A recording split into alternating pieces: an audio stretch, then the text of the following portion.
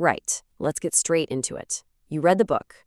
You built the offer. You even crafted that ironclad guarantee they all talk about. So why are there still absolutely no sales?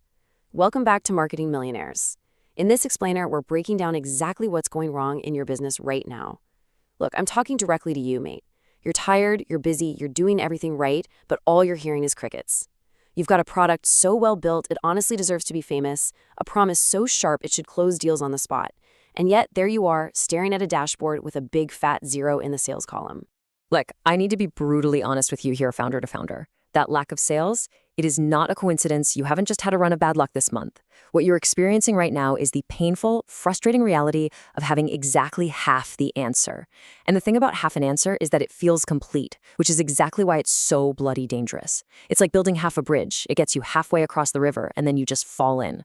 You've built a brilliant, perfect offer. Seriously, well done. But what you are completely missing is the engine to actually power your marketing machine.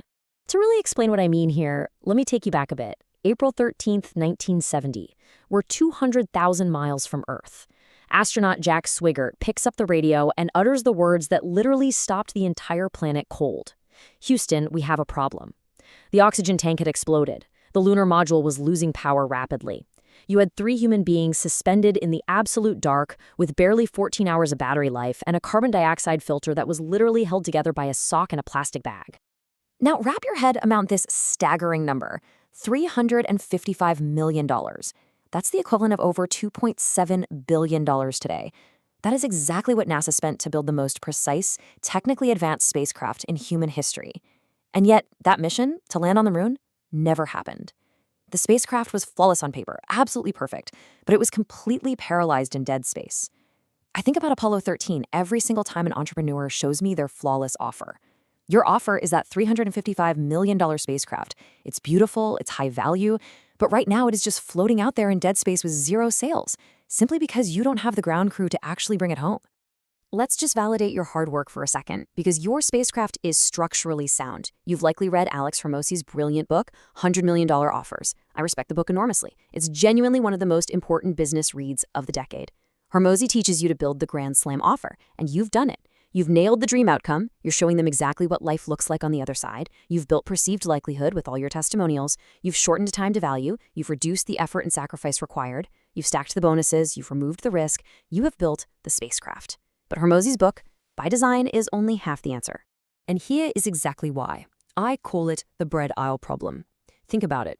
Go down to your local supermarket and walk down the bread aisle. You don't see 3 options anymore, do you? You see 40. Sourdough, gluten-free, seeded, artisan, the budget loaf, you name it. 30 years ago, you could build a massive business on a unique selling proposition, a USP. You were either the cheaper one or the faster one, and that was enough. Today, the USP is dead. Every single competitor has a USP, a guarantee and a page full of testimonials. The bread that sells the most isn't necessarily the best tasting bread, it's the most distributed bread with the absolute best shelf position. An incredible Grand Slam offer sitting on a shelf nobody walks past is just a well-kept secret. And mate, secrets do not make money. You need visibility. So the crucial question becomes, how do you actually get that visibility and command that shelf space? Well, it all comes down to the exact emotionally resonant words you use before a buyer ever even sees your pitch. I call this the customer ikigai, their core reason for being. It's the intersection of 4 specific things. First, their problems, those 2 a.m. worries they wouldn't even admit to their closest mates. Second, their passions, what they completely obsess over. Third, their places, where they actually hang out online at, say, 7 p.m. on a Tuesday. And fourth, their perceptions, what they already believe to be absolutely true about the world.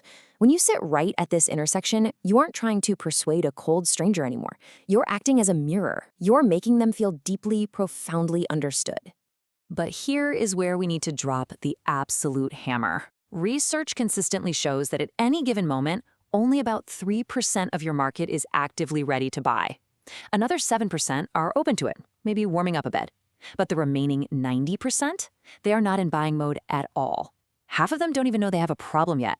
And what are you doing? You're taking your beautifully crafted Grand Slam offer and just launching it cold to the entire internet. The 3% never saw it because you had no distribution system to reach them. The 7% saw it way too early. And that massive 90%, they just scrolled straight past it without a second. Launching an offer to a cold audience is literally the marketing equivalent of proposing marriage on a first date on Tinder. It is never, ever going to work. The answer is almost always going to be no, and not because your offer is bad, but because your timing is just completely dreadful. Let me give you a slightly dark but absolutely perfect analogy. Think about the Tinder swindler from that Netflix documentary. My mom actually made me laugh about this one recently. The bloke was a total con artist, right? His product was entirely fake. But even a con artist knew he couldn't just rock up and ask for hundreds of thousands of dollars on message one. He built a system. He built a meticulously planned trust journey first. He established a deep emotional connection long before he ever made his move. The sale happens at the very end of a journey, mate, not the beginning. Now, I know exactly what you're thinking. You're thinking, right, I'll just run ads. I'll just force them to see my offer. Let me warn you right now as a fellow founder, that is a massive red ocean trap. It is a total bloodbath of a market where everyone is just fighting over the exact same scraps. The moment a framework like 100 million offers becomes the industry standard, all your competitors read it too. So now there are dozens of Grand Slam offers out there. If you just rely on running ads, you are competing entirely on budget. And frankly, the bloke with the $50,000 a month ad budget is going to absolutely crush your $500 a month budget, even if your offer is infinitely better than his. You simply cannot win a game that's played entirely on their terms. So let's look at the alternative and see how you actually go about building your engine. What you really need is content market fit.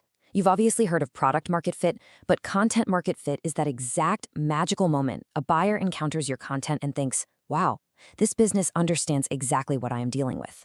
Not that they're impressed, not that they're informed, but that they are understood. That feeling of being truly seen is arguably the most powerful purchase trigger in human existence. Why? Because it stops feeling like marketing. It feels like relief. And that is what builds the invisible machine that naturally, seamlessly leads to the sale. This invisible machine is built by deliberately guiding your customer through 6 conversion gaps over time. Check this out. On day 1, they are entirely unaware. Your content needs to name their problems so precisely that they actually feel called out. By day 7, they're aware. Day 14, they're curious. By day 21, your content has shared enough frameworks that make them trusting. Day 28, they're considering, and you are making the comparison between you and your competitors painfully obvious. And finally, by day 30, they are buying. The issue is most entrepreneurs only ever build content for that final gap, the buying stage. You have to facilitate this entire journey before your offer can actually click and close the deal. Which brings us right back round to Apollo 13. History doesn't remember the failure of that mission. What it remembers is the sheer ingenuity of the ground crew, who absolutely refused to let those astronauts die out in space. They improvised, they solved complex problems on the fly.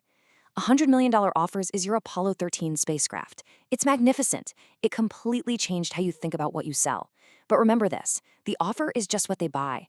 The engine is the reason they ever found you in the first place. You desperately need that ground crew to make this mission a success. You really need to connect these dots. The entrepreneur who wins doesn't just have the best offer. They have the engine that actively moves people toward it.